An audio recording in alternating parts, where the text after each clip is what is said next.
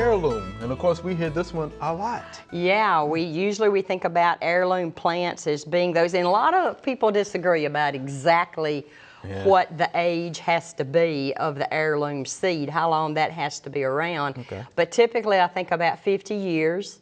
If the seed has been out, we have a lot of old heirloom varieties of vegetables that have been Tomatoes, around. of Yeah, course, like all brandywine. Yeah, that's the one. Cherokee and some purple, of the corn has been around, and watermelon seeds, you know. And then there's heirloom flower seed as well that's been out for a very long time, and usually typical about 50 years. And they're usually a seed that will breed true from seed to seed. That's how they have become open pollinated. That's what that means.